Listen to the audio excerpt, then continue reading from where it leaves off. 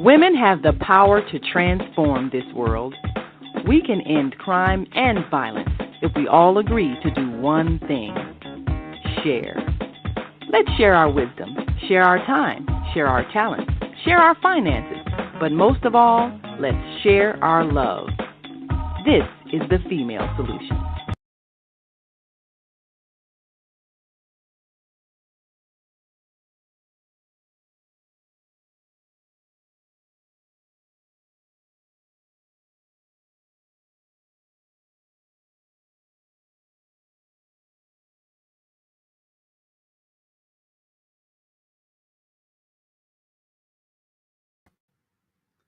And grand rising. Thank you all for joining us on this Wednesday edition of the Female Solution Global Radio TV show. I'm Naima Latif, and we've got another exciting guest for you to meet, someone you should know, someone who is a groundbreaker, someone who has courage, someone who has broken the glass ceiling for women in the area of finance. Joyce Selander is the first woman to enter the Chicago Stock Exchange and trade on the floor of the stock exchange, a place where millions are made, but also it's a jungle. And she is a woman of courage who has stepped out and made history and opened doors for so many women in the world of high finance when it comes to trading on the Chicago Stock Exchange and understanding the world of international business. And she's an author. She's written a book entitled Joyce, Queen of the Mountain. And she is, in fact, a queen. Let us welcome to the show Joyce Selander. Thank you for joining us today on the Female Solution Global Radio TV show. All right. Yes. And first I want to say I was the first woman on the floor of the Chicago Mercantile Exchange and the Chicago Board of Trade. So I really started trading in commodities. I had been in stocks, but lightly. But mainly for 30, 40 years, traded on the floor of the Commodity Exchange, Board of Trade, and the Chicago Mercantile Exchange, which have now merged, have now closed the floor. And, you know, a lot of people, they see, you know, the little ticker tapes where, you know, they see the stock prices of certain companies up and others down and so forth, and they don't really understand what all of that means. So you are a person that has entered a field that for a lot of people is just like speaking a foreign language. How did you get started in that business? What were you doing before you got involved in the Chicago Mercantile Exchange? Well, I was working at a bank, and I was handling their large customers' loans secured by marketable collateral, which would be stocks, bonds. And I would compute margins every day. I got a call from a headhunter, and he said, "Do you think you could do your same job in commodities?" And I said, "Sure. You just have to know the value of the price, the value of the contract, the size." And I would be doing exactly the same thing. So the next day he sent me to meet this guy who hired me on the spot. And there I was in commodities instead of stocks and bonds where I had been before. And sat all night up reading the rules book before I went to see him. And he hired me on the spot. So that was it. And then I found out that there was some illegal things going on at his company. He had just been audited. They didn't see it.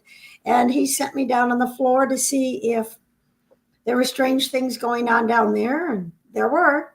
And then I got the job as running the floor operation on the Chicago Mercantile Exchange. And that was back in 1968 when I started working with him. And I stayed in commodities since then on. And there were no women. There was one other woman on the floor. She worked for a big broker and just brought orders to him, but no women on the floor at all. You know, when I read your book, and it's a very powerful book, and really, for those of us who grew up a little later, we didn't realize how deep the discrimination against women was, open, blatant discrimination, where you can't be in this business. I mean, I was angry when I was hearing things that were said about women in terms of them just not being allowed to be in that area. So how did you break into the business of being on the floor where people, first of all, for those who don't understand, what exactly are you doing when it comes to trading and making deals? What is happening internationally in terms of products being sold? Well, internationally, the exchanges are used a lot. Now they've closed down the exchanges a couple of years ago. But what it is that I started at the Merc and they were trading pork bellies, which is bacon, and cattle, hogs. And then they were starting to move in a direction of financial. And it was all men on the floor. And you were not allowed, if you were down there, to enter the trading pit. Well, I was working and my boss had an 80-year-old father. He said, if a fight breaks out, get him out of the pit. So I'd have to go in there and break the rules. And that's what it was. Go in and grab his father and take him out. In those days, we had beehives and mini skirts. And he'd hand me a comb to go comb my hair. And I'd grab him and drag him out of the pit because I was about the same size as him, but I was stronger because he was 80. And back in 68, 80 was like being 90 or 100. And so that's how it started. But it really started by me finding something illegal going on and going down to the floor and watching it. And I said, oh, yeah. And I said, they violated all these rules. So it was then. So after the third time, I was fined for entering the pit. That's what happened. They gave me a big fine each time. The third time, the president called me down to his office and said about the fines and that I had to stop doing it. And I said to him, I said, you are prohibiting me from doing the best job I can for my customers. And that's illegal. And he went, ooh. So they had a board meeting a little while after that and decided that women could enter the pit. And it was the only one. Like I said, one other girl down there that worked for one of the biggest brokers. And I did mention, her in my book. And that was the beginning. Then the exchange itself, to make themselves look better, started hiring women, and they were up on the chalkboards. We weren't electronic back in 68, 69, and so they would write the last price on the board, and then everybody would look up at the chalkboards, and they'd put a couple women in there, and they'd had some women working at other desks, and women started to enter into the pit. It wasn't until 1977 that I actually bought my seat and started trading when they opened the financial markets, because I was more involved in finance than in cattle, hogs, and grains. And it sort of moved from there. That's interesting because for those, if you didn't grow up in that era and you've seen old movies, that was the era of mini skirts. And so women were basically in the corporate arena, they were there to look cute. And so people weren't taking us seriously as people who negotiated business deals or could think. It was very, very sexist, that whole environment. So you stepping out and being a leader in terms of breaking the mold, that's very significant. And even having to do the whole, cutesy miniskirt thing as you did it. But that's what that was the style. Yeah, that was the style. And for those who don't know what a beehive was, that's a hairdo as well. Like, kind of looks like a. Yeah, you heard it around a window. Yes. So yeah, you had the style of the 60s, but you were in a men's arena. Now, explain for those who may not have seen trading at the Mercantile Exchange, why does it get to a point of intensity where it could become violent and people could start fighting? What is actually happening that make people end up in that kind of confrontation? You've got like several hundred men in a circle, little wooden circle with stairs going up like that, and it's 4 bid, 5 selling. So that's 4 bid, that's 5 selling. And you could be in there and someone is bidding 4, and all of a sudden a trade goes on and he doesn't get part of it, and he was the original bidder, and then they start screaming and yelling at each other, and then fights break out. And it would happen almost every day in one of the pits, whether it was the Chicago Mercantile Exchange. That pork belly pit was wild, and hogs and cattle were a little more quiet, but that pork belly was crazy. And then over at the Board of Trade, it was the same thing. You had corn, you had wheat, you had soybeans. A soybean pit was huge. And the markets just get busy. But if someone would do a trade and it was off the market, like it's 4 bid at 5, and a trade goes at 6, the whole pit would go nuts. We're 5 sellers. You can't trade at 6. And fights would break out all the time. I would think almost every day. I remember taking someone down to the Merc, a person that worked for the Merc, and I said, now, if a fight breaks out, you are to jump off that step and get out of the pit. And he said, okay, and we're in there. Fight breaks out. He jumps out of the pit, and I'm standing there. And he said to me, why didn't you jump out of the pit? I said, because the fight was the guy that was standing in front of you, and the guy I was standing next to was the biggest trader in the pit, and no one's going to touch him because they want to be able to trade with him.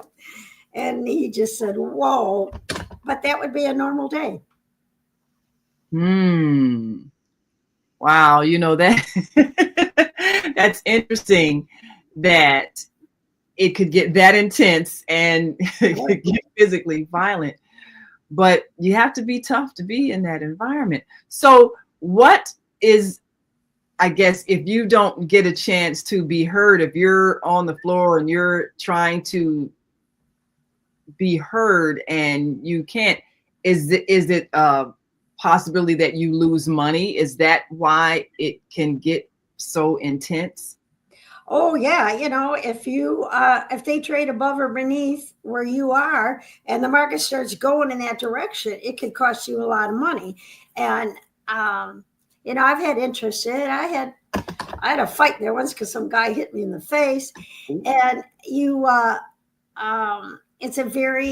there is violence in there, and it's all that motion of everybody and the screaming and the yelling and the hands, and because you're standing like this with your hands up in the air, and people walk into you, or they hit. I have got my right leg has got bruises all up and down it for 30 years now because people had turned around and I stood at a higher step because I'm so little, and they felt fine. I had a guy that would watch me, push me behind his body if fights broke out, because that happened all the time. And but I have a bruise. It won't go away from my knee down to my ankle because I've been kicked so many times. And then they'll go, oh, I'm sorry, Joyce, I'm sorry, because they didn't mean to do it. But when you turn around and you step on the step above you, you do. So a lot of physical things go on that aren't intentional. Wow. Yeah, that's got to be a very intense atmosphere to work in every day. Yeah. And and I'm sure it toughened you up. Definitely. Well, we got to take a quick commercial break. And when we come back, we'll talk about how you were introduced in that arena to so many prominent people, and even information about a lot of events that people may not know about because you were in the area of where people of high finance and wealth circulate. And so that made some very interesting reading. And we're talking to Joyce Selander, author of the book, Joyce, Queen of the Mountain. And she's the first woman in the world to physically trade 30-year treasury bonds at the Chicago Board of Trade. So we'll be right back after this quick break. We're going to greet our global family listening from all around the world, and we will be right back after this quick break. So we want you all to stick and stay. Don't stray away. We are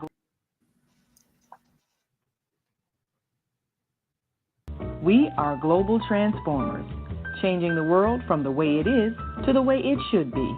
We are one. Wherever we live on this earth, we are one human family. On behalf of our team of radio hosts, I'd like to extend a greeting to all the members of our family, whenever and wherever you may be listening around the world. To our family in China, Ni Hao. In India, Namaste. In Japan, Konnichiwa. In Korea, Annyeonghaseyo. In Russia, Здравствуйте. In Germany, Guten Tag. In Poland, Dzień dobry. In France, Bonjour. In Spain, Hola. In Italy, Ciao. In Egypt, Ahlan wa sahlan. In Ghana, Akwaba. In Nigeria, Peleo. In South Africa, Sawubona. In Senegal, Nangadef. In Kenya, Jambo. In Israel, Shalom. In Pakistan, Afghanistan, Palestine, and Saudi Arabia, Assalamu alaikum. Greetings, and may peace be upon you all. Join us live on the on-air radio network called 727-731-5192. We want to talk to you.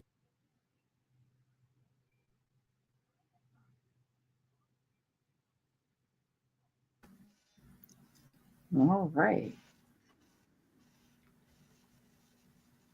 And we are back. Well, you are listening to and watching the Female Solution Global Radio TV show. I'm Naima Latif, and our guest today is Joyce Selander, who is author of the book, Joyce, Queen of the Mountain. Might be looking backwards for where I said here. But of course, this is a significant book because it really helps us appreciate how far women have come in the world of business. And it helps us to appreciate those who have broken the barriers so that now all over the world, we're seeing prominent women who not only are internationally involved in all levels of business, but also that very important part when it comes to trading. And the Chicago Mercantile Exchange is like the New York Stock Exchange and all of the areas where decisions are made and deals are made, and people who are responsible for that, they make a lot of money in the course of one day. It's figures that some people can't even imagine. So, Joyce, what's the highest figure you've made in one single day at the Mercantile Exchange?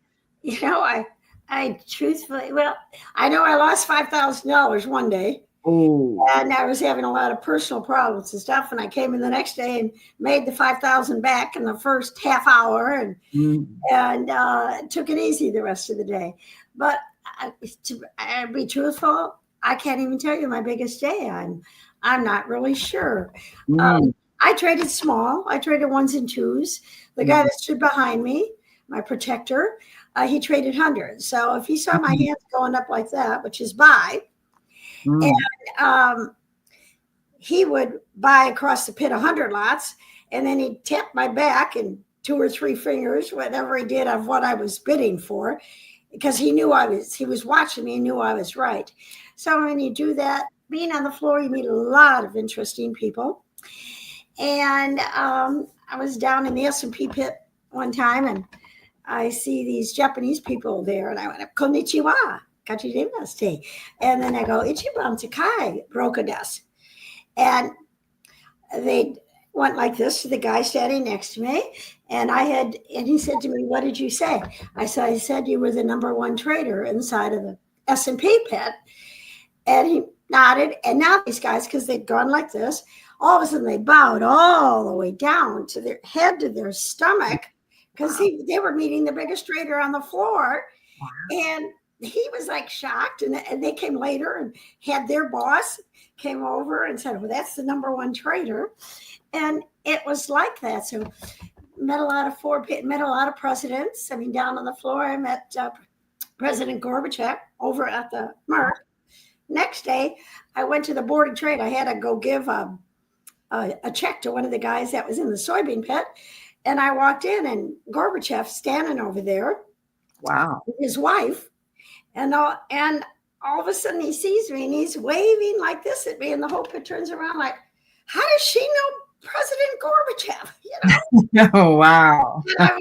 So it was things like that all the time. And I met every president in the United States that while I was working there and their wives. I liked the Nixon. Mrs. Nixon was a doll. And you just meet a lot of people. They come down on the floor. They always would see me as the only woman and say, well, what is that woman? I want to meet her. And they come over. So it was good because they were seeing back at that time that major changes were starting to happen in the financial world after I came down, especially when I started trading. And when I started, there was a girl in the silver pit. And God, she was a damn good trader. And she worked for a big company. So I'd watch her. I could see her from an angle. And I made probably my biggest trade ever would be in the silver pit and gold. I did a lot of gold and silver, yet the 30-year bond is what I traded every single day. That's also the largest contract in the world. It still is. And trading daily, $1 million something a day. And it's where everybody goes, especially with the interest rates like right now. Everybody's in there trading that 30-year bond because that's going to stabilize the market. You look at the 10-year to see what's the middle between the high and the low, but that 30-year is what they all trade. And that's where I was.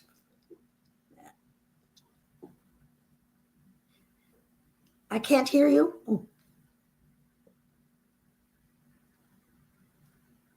I accidentally hit mute. I'm sorry. So for people who don't know, how does a trader make their money? Is it on a percentage of what you sell? How do you get paid? No, you're dealing straight cash. If you buy something, you pay, there's a margin, which is a percentage of the value, but like the bond, one is $100,000 is the amount of the 30-year bond. Mm-hmm. So you put up a portion of that as your margin money. And that sits in your account till you sell it. So if you buy it, it's there. When you sell it, the margin money just comes off your sheet. But your balance stays as the value of what you made. If you bought it at 3% and you sell it at 4%, you make a percent, which on $100,000 would be a lot. Now, $100,000 is only one contract. I'd trade 2 or 3. So every day I'd be trading, well, by the end of the day, a lot, sometimes $1 million. But the guys that do it and trade big, like trade 100 contracts of $100,000, every time they open their mouth, they're making $1 million. The numbers there. But by the end of the day, it depends where you bought the bond and where you sold it. And that cash goes into your account every night if you bought and sold it. So you deal straight cash on what the market did within the day on the contract that you bought and sold. So they say that the way to make money is buy low, sell high. So, whatever you sell at greater than what you bought, that's your that money's in your account that day, the close of the night. And so you're making money. But what happens is you never have to put up the 100,000 because buying one cost 100,000. You only put up a percentage, and they call that a margin. That's how I started working on margins. So what would be the margin on maybe $100,000 bond? You put up $5,000, and you had to have $5,000 in your account to just trade one. So if you were trading 100 of them, you had to have a hell of a lot more money in your account to cover it. So, but that was it. But a lot of day traders, that's what they call them when they buy and sell it in one day. A lot of people hold on to positions. Your wealthier people, your bigger traders could hold their positions for months. And it was just like in the market. And, you know, market goes up and down. Then you got what's called limit. Limit means if it hits the limit, the trading stops. So if you bought something and it winds up closing limit up, that means the high of the day, then you've made a lot of money. That cash is in your account. And that'll represent what you made on like one lot, $100,000. So you're talking big money, but also on a percentage basis. I see. So this is definitely a business where you need to have money to make money, but is it possible to start out where you may not have the thousands and work up to that point? I mean, how much would you say a person needs to have available if they're going to enter the business as a trader? Well, you know, if you're only trading one lot, I think you'd probably, it depends on the house. They may say we want you to have 10,000 in your account. They may say they want you to have 30,000. In many cases, you need 100. When 100,000 in there. When my nephew started trading, I had to physically and financially back him. So they knew if he had a bad day in the market and he didn't have enough money, they'd take it out of mine. So if people are helping you, then they're financially responsible also. But usually you'd come in and open an account. If you're trading one or two lots, then, you know, anywhere from 10, 30,000. But if you took a position home, you had to have the margin for it, which I told you was like a percentage of the value. So the $100,000 bond, you may have to put up $5,000 overnight for it. So you had to have money in your account to carry your position overnight or to lose money. The minute you went debit in your account, if you lost money, they'd cut you off from trading right away. Oh my. So that's how we started doing margins. Yeah. So now you mentioned the various pits. So there is a different pit for each product. Oh yeah. And very, very different. And they have to be because they're all separate. The prices are separate, and the bidding goes on the last digit of your trade. So let's say if you're trading even soybeans or cattle, whatever, the price would be what is the price of the cattle. So maybe you're paying, let's say if the cattle's trading at $56, you know, for a pound or something, and you got a big one. So you had to put up a big percentage of money to go in and trade. If you bought and sold every day and went home with no position, you were building money up. You didn't have to put up. But if you're going to go in and trade and hold on like a cattle hedger, a guy who has cattle, and let's say he's got 500 head of cattle, he'd have to be in there and put a lot of money up to have that trade sitting there that would really be balancing his money off. So he's getting ready to sell cattle and he owns it. So it'd go sell in the market, and you have to have enough money to cover whatever your position was. So it had to do with how many cattle you bought or how many bonds you bought. And then your percentage of that was put into the account. But where your account really went was how the change from day to day, how the price changed on the amount you had. But the contracts are big, you know, 30-year bond, it's $100,000 for one contract. But you didn't need to put the 100,000 up. You put the margin, the percentage. Wow. So it's an expensive game. It's an expensive game. We got to take another break, and when we come back, we'll talk a bit about how, as you know, the first woman to break the barrier, how you became very well known in certain circles and certainly made a difference in the culture there of the Chicago Mercantile Exchange, and I'm sure it spread nationwide to open the doors for women to be taken seriously in a high finance business. So we'll be right back after.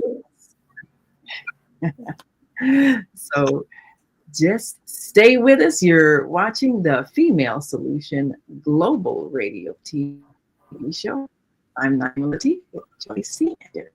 Be right back. So stay with us. The Soulful Chicago Book Fair, Woodlawn's premier summer event, returns to 61st Street between Cottage Grove and King Drive, Saturday, August 9th, 10 a.m. to 8 p.m. Join us for another celebration of literary works by and about the Black experience, featuring children's books,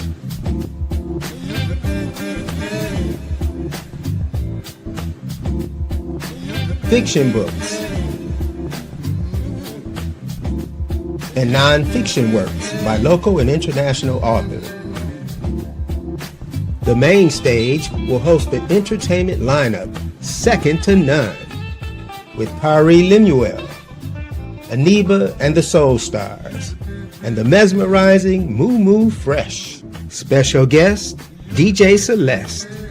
The community stage features a variety of family-friendly performances, such as DJ sets produced by IC Music, an organization that trains and promotes blind audio engineers. All this and more, Saturday, August 9th, free and open to all. Be there.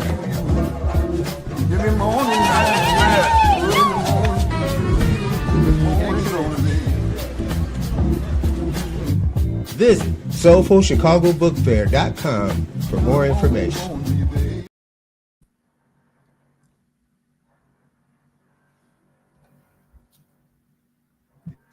And we are back. You're listening to and watching the Female Solution Global.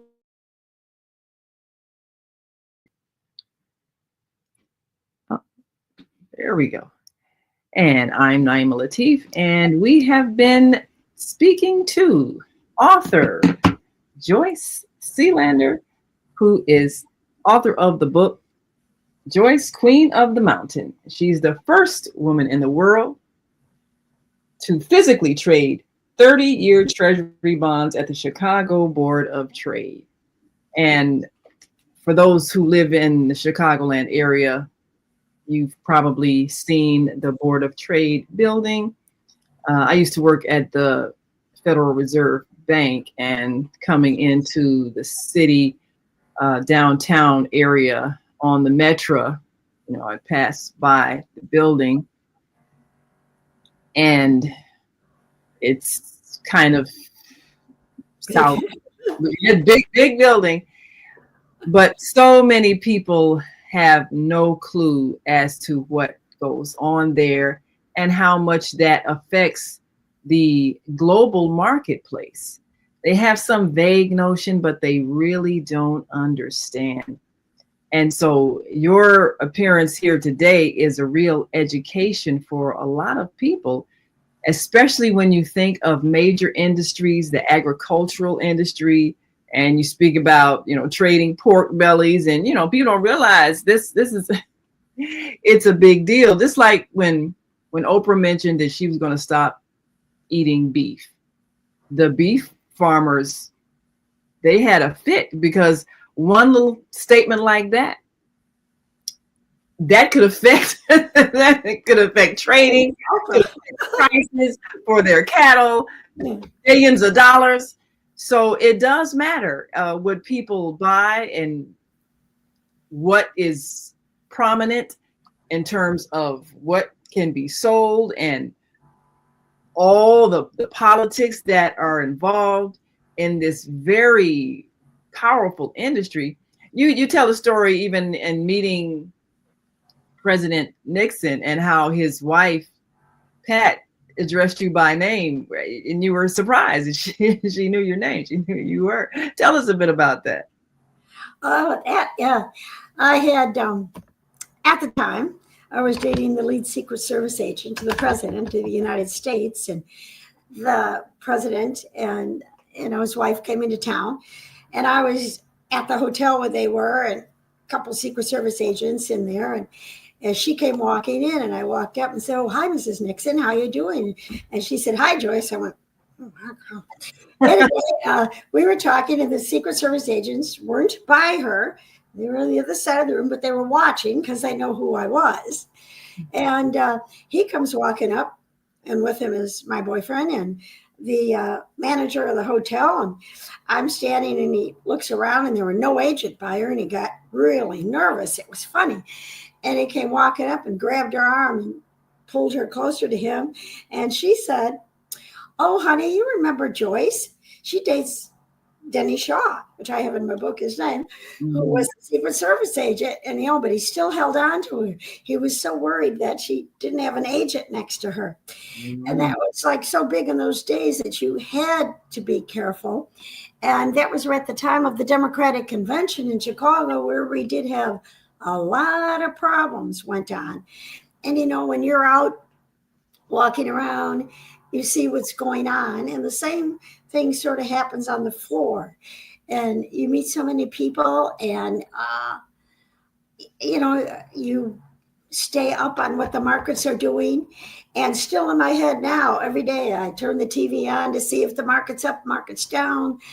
I watch different contracts. I watch the bonds. I watch whether the S&P is up and the Dow's up and all these things, because it really determines where our life is going. Like right now, things are very, very confusing in the market, and just too many things went on 4 years ago that should have been taken care of and weren't. And now we've got possibility of war. So much of those things you see through the market itself, or you hear through the people that trade. So being down there is knowledgeable. And when I started, I had to go in and trade like a man, act like a man, get beaten up like a man. And the men respected the fact that I did perform like a man, not going, "Oh, well, what about me?" They'd hate that. But if I was in there, I'd be, "Wait, I'm the better." I mean, you had to perform like a man. And I did that for years. But I was so lucky because I had many men that protected me. They watched what I was doing. They watched that I was one of them. I acted like them, and they were protecting and watching over me. And I had a very good friend that did that for many, many years. And they watched that I knew what was going on in the market. So I'd be in there, and a lot of people would have their eyes on me all day long. And, but, I'm very bright. I'm a high IQ'd. I see things other people don't see. And that was one of my points in the pit. But if you get in there, you got to act like a man. You got to fight like a man. You have to be one of them. And I was well respected by many, many traders because of that. I mean, there were days I would walk out of that pit crying at the end of the day. I'd lost so much money or whatever had happened. I'd been hurt in the pit, but you had to be like a man. And were there days men were there? I remember one day leaving, 3 guys were sitting on the pit crying like this. Wow. It's down, tears rolling down, because they'd lost so much money and had had bad days. So you just had to be like them. And then on a good day, I have one there about a guy that lost several $100,000 one day in 1 second. He came in, the market opened, and it just killed him. And at the end of the day, I saw him and said, "Well, there's always tomorrow." Wow. One of them. And he got it back the next day. I was right. That's right. But at the end of the day, he was all smiles at me. But you really had to act like a man, be like a man, although nothing about me looks like a man. So, well, describe this. And it sounds like a very intense atmosphere. Describe for us, what is the process of trading? You have to make yourself heard. You have to make your bid heard. Describe how that whole arena is that requires that kind of aggression. One of my assets, I have a scream that makes windows shake. Ooh. So I'm in there yelling against 500 men. Wow. And I'm 3 bid, and I yell, 3 bid or something, and they all heard me. But a lot of people, I mean, I've got to like this, and they'd all go, anyway, sometimes, So I was always heard, even with the fact that in the bond pitch, you had 500 traders and 1,500 clerks, and they're all screaming at once. And the clerks are yelling at the brokers, sell 10 at 5 or whatever. And so that there was constant noise, very, very loud. So my loud voice helped me. My fact that I wouldn't let people push me around. I'd say, get out of my face. And I got in there and traded like a man.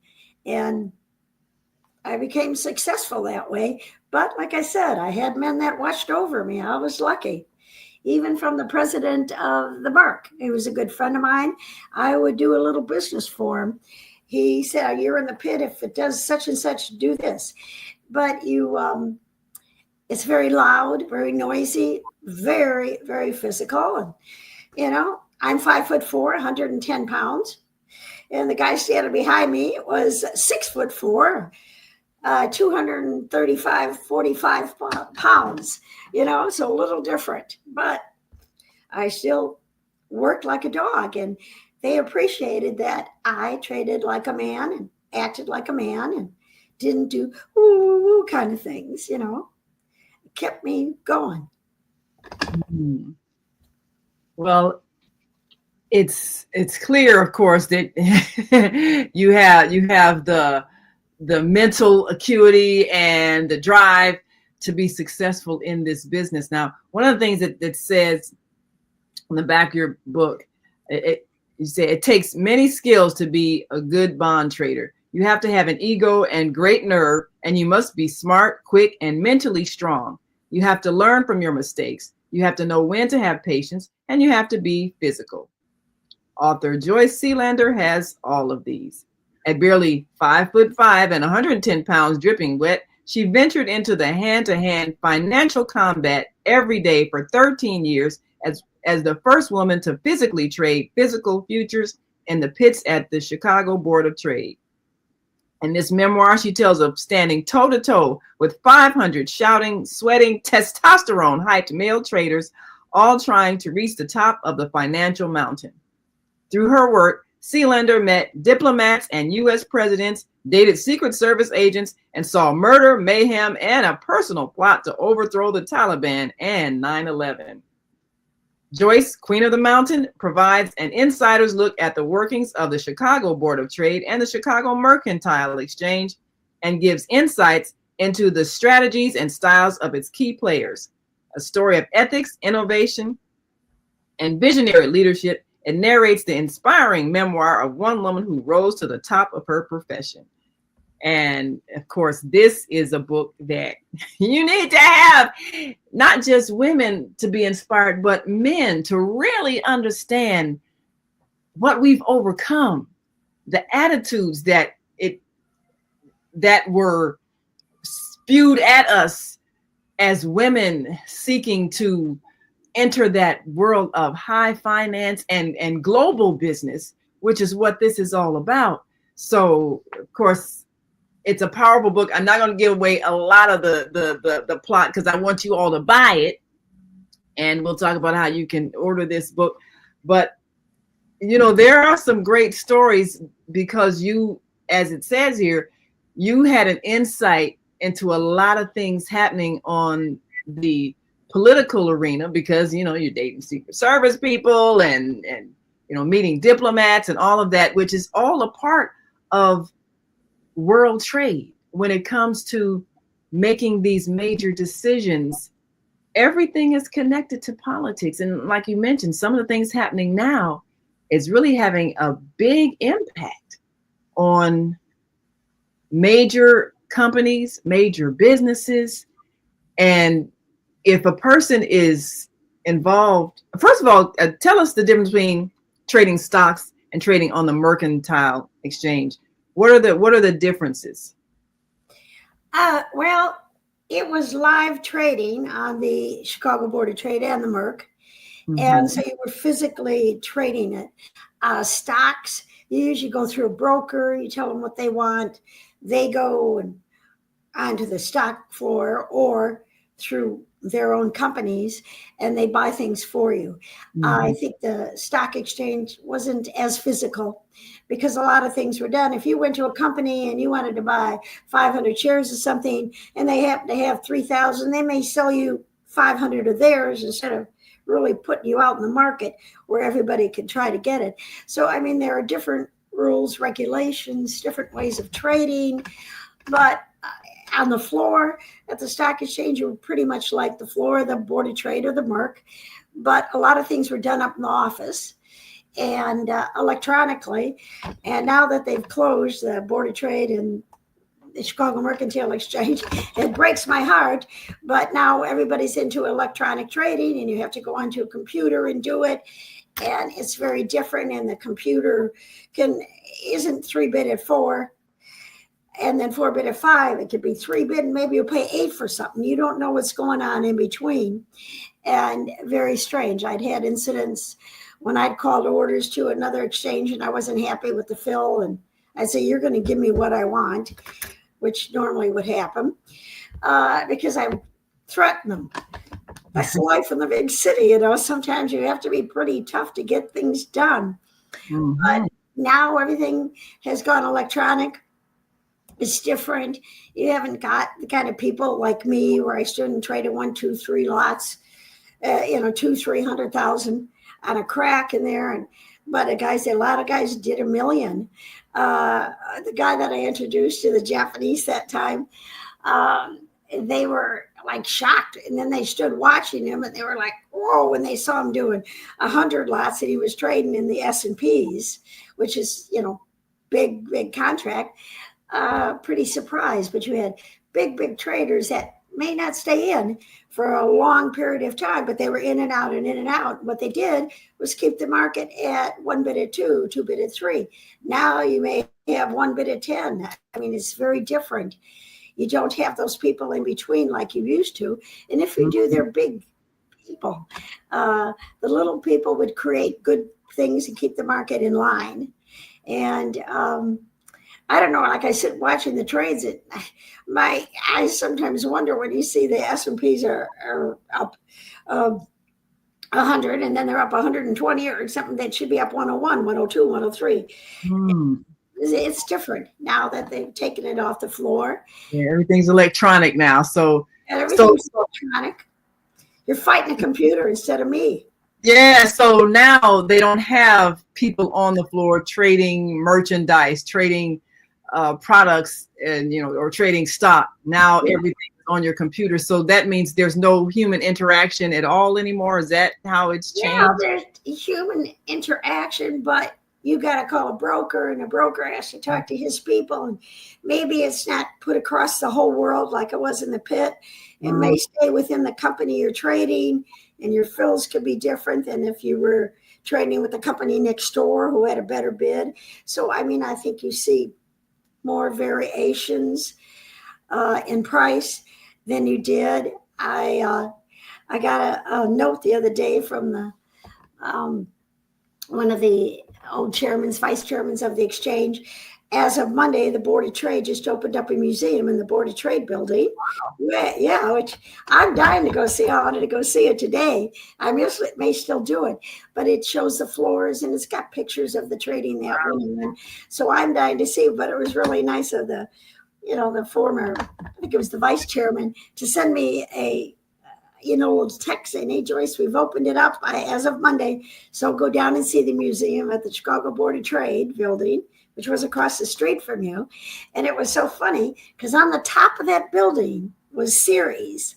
goddess of grains, a woman, but there were no women working in the building. And I'd always, that was many years ago, of course. But from my window at my house, I was able to go. A lot of buildings have since moved in there, but I could see from my window on Lakeshore Drive right to the top of the Board of Trade and see Ceres. So all the guys had come over, and after we'd go out drinking or partying, and we'd do a shot, and we'd say, "To you, Ceres, we'll get you tomorrow." Drink our shot and move on. Wow.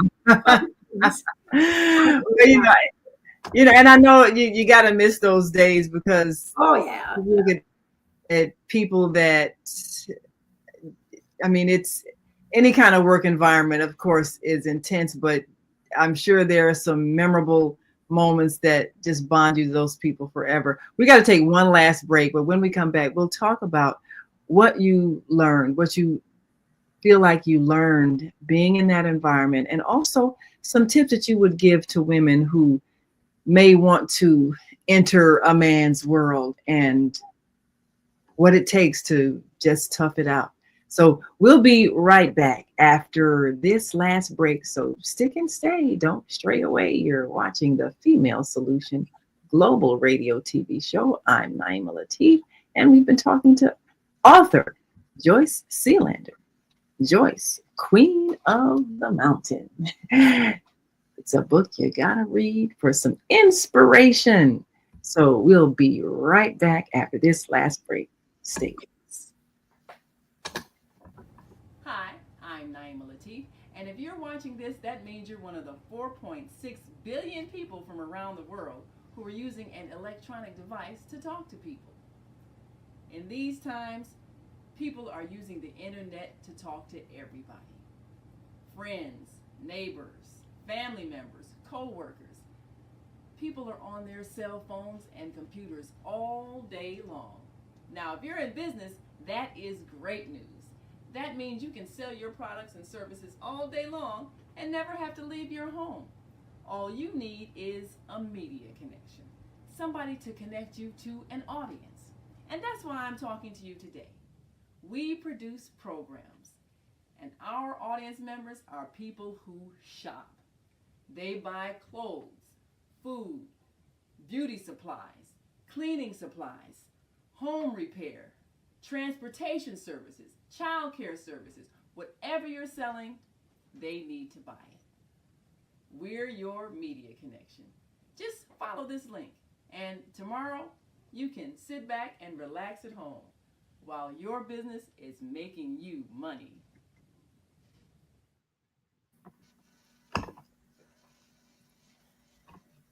And we are back. You're listening to and watching the Female Solution Global Radio TV show.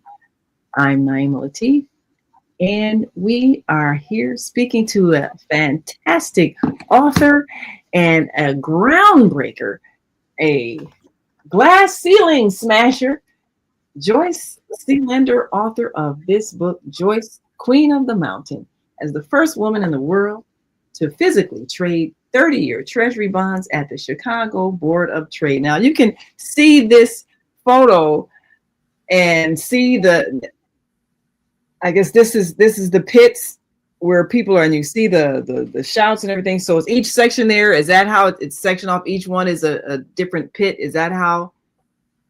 Yeah, that's one big pit. That bond pit was huge. Huge. Mm-hmm. So that whole front is the bond pit, and then on the far right side was a 10-year, which was just opening. It was very, very small at the time, but all those people traded the 30-year.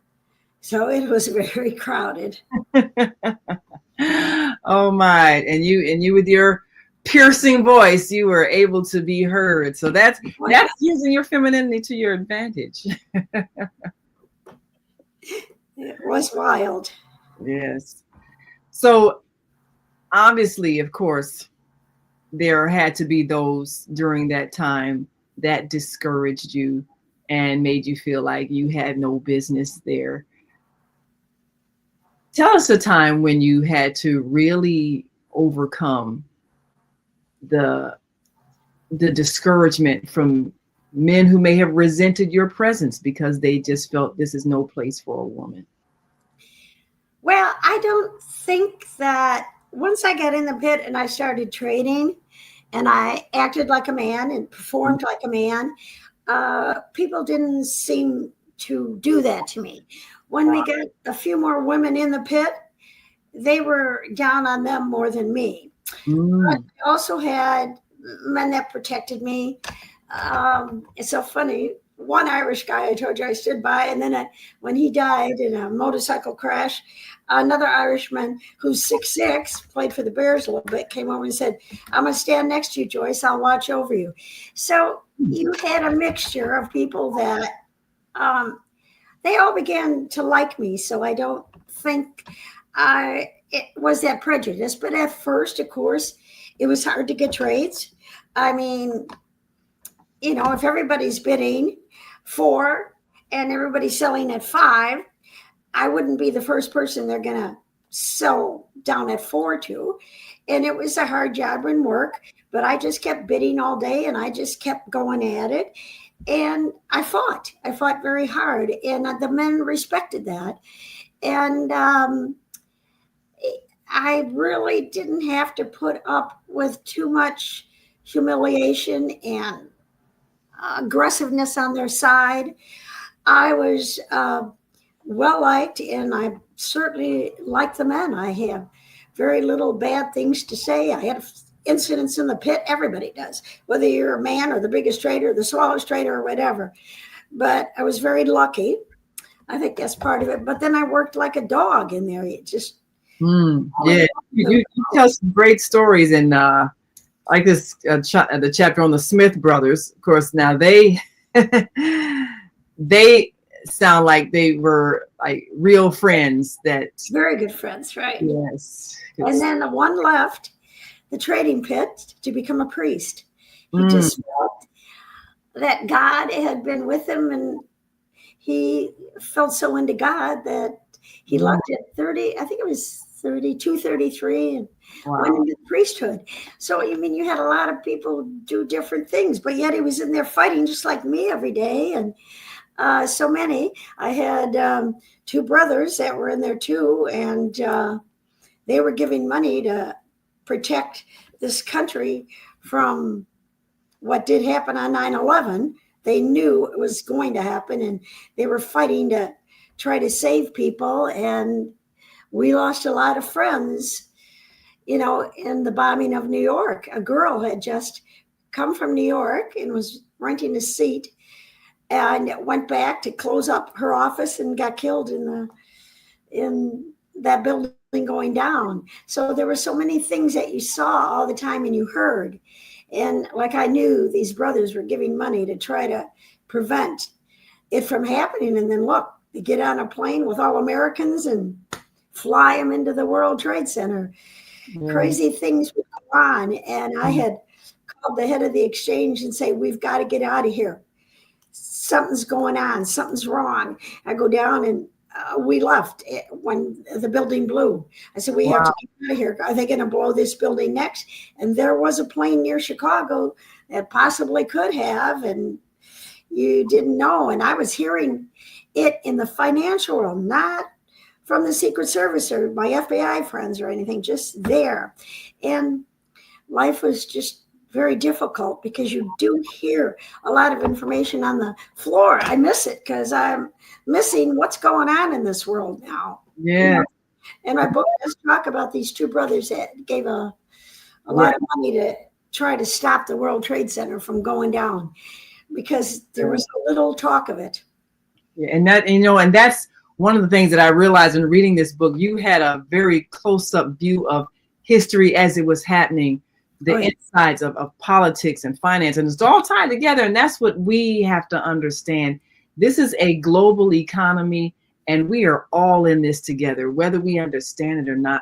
I know we've got to go. It's been fascinating talking to you, Joyce Selander. And of course, we have a books page on our website. We want to make sure people can get to your book. So we will give them the link on our website of where they can order directly from you and call you and order this book.